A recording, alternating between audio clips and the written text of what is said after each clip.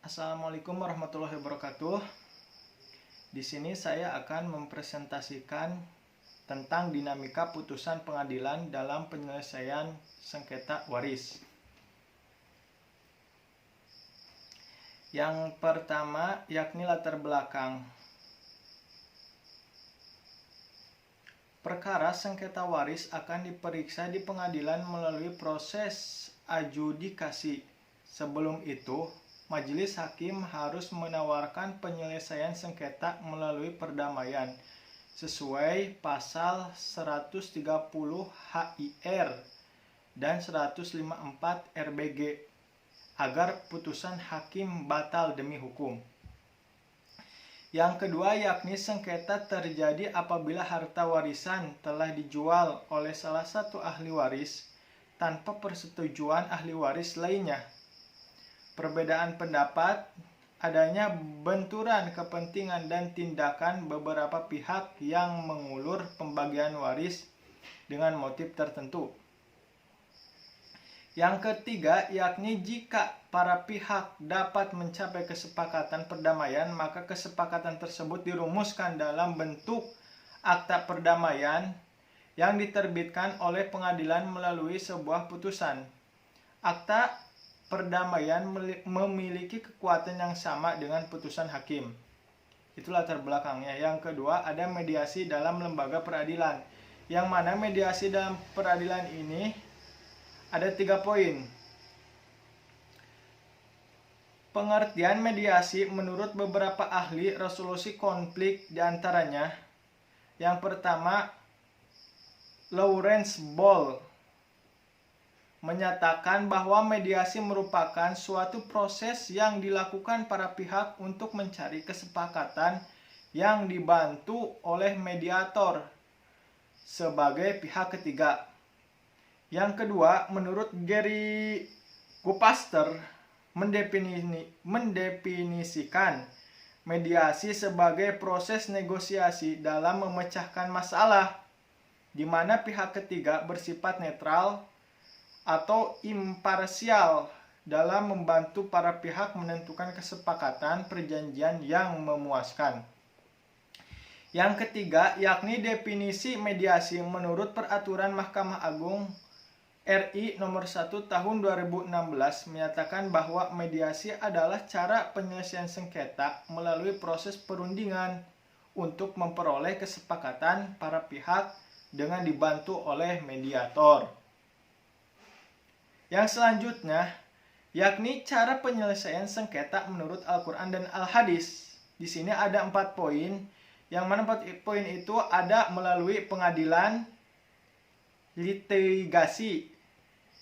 Yang kedua melalui pembuktian, akta hukum atau adjudikasi.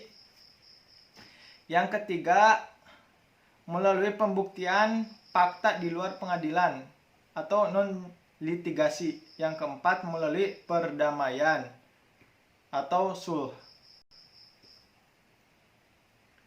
Proses mediasi di pengadilan. Dilembagakan melalui tahun 2003 Perma nomor 2 tahun 2003 tentang prosedur mediasi di pengadilan.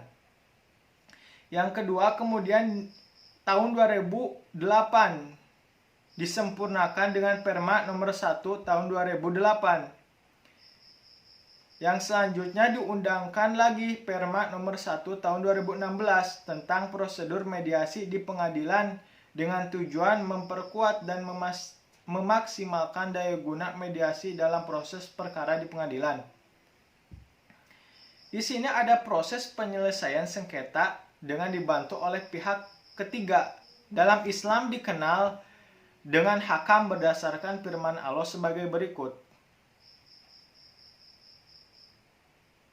Di sini ada tertera di atas di sini ayat-ayatnya.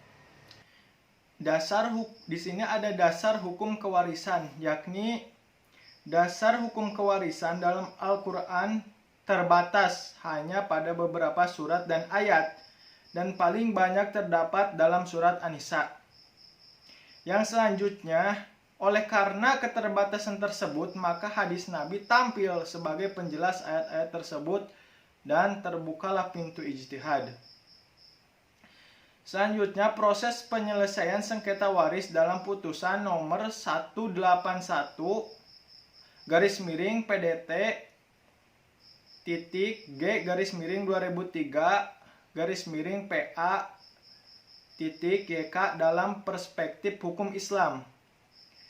Sengketa terjadi antara pihak penggugat ahli waris anak laki-laki melawan tergugat 1 ahli waris anak laki-laki, lalu tergugat 2 ahli waris anak perempuan, terus tergugat 3 ahli waris anak perempuan,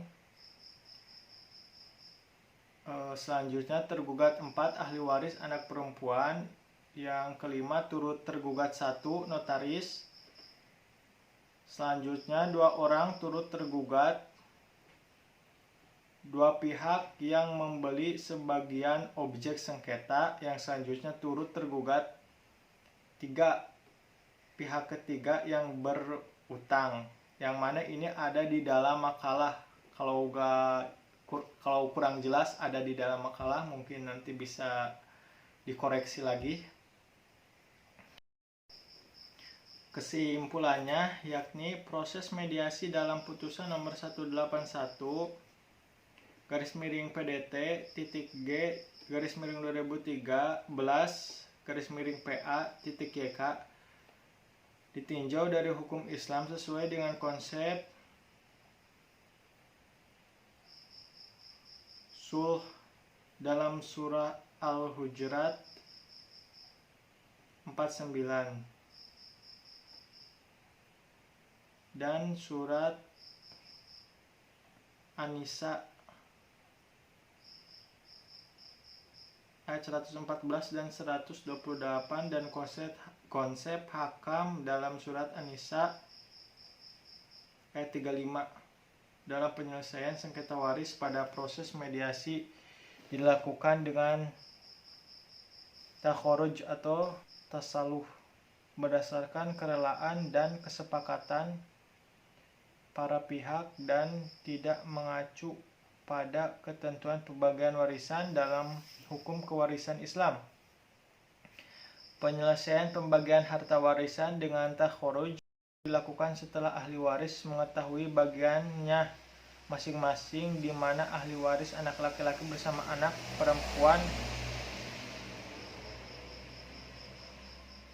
muwaro as-sobah ma'al goer. Mungkin segitu